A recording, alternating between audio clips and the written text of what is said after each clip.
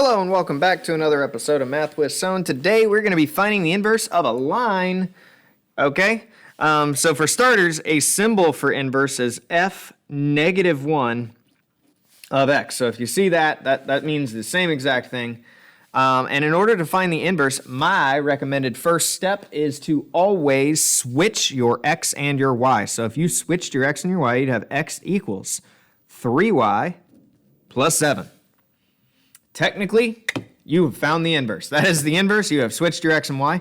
However, most teachers, including myself, think that is just a little too easy. So from here, you need to solve for y again. You need to get the y by itself by first subtracting the x.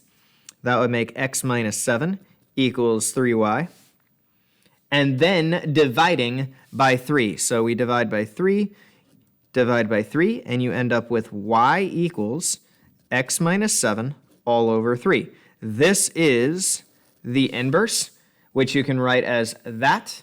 You could also write it as y equals x over 3 minus 7 over 3, which some teachers may ask you to do because there is a benefit to that, because then maybe what if the 7 actually divided by 3 or things like that. So it all depends on your purpose, because sometimes you have to graph the line afterwards too. Another thing you might see is f negative 1 of x is equal to the same exact thing we just wrote. So sometimes you'll see the inverse notation there. All right, so I got another one scheduled for you right here, and then our video will conclude. Here we go.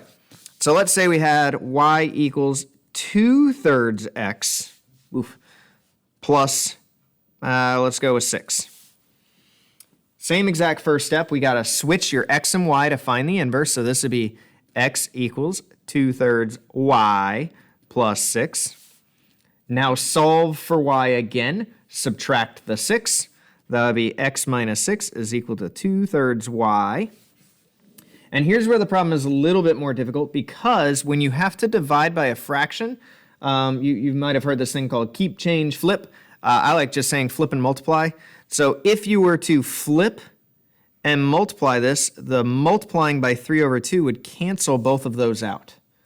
And over here, we would multiply by 3 over 2.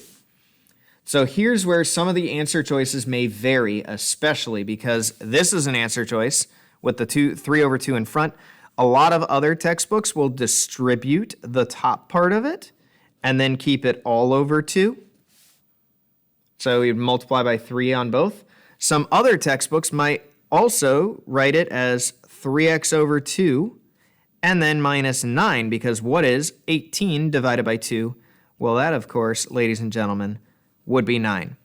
So we would end up with a slightly different answer. All 3 of these I have seen as multiple choice answers, so you just need to be aware that there are a lot of different ways that you could write these, okay? So that's going to do it for this one. We have another video on how to find the inverse of a parabola or a quadratic, which is harder to say the least, okay? I will see y'all in the next one. Bye.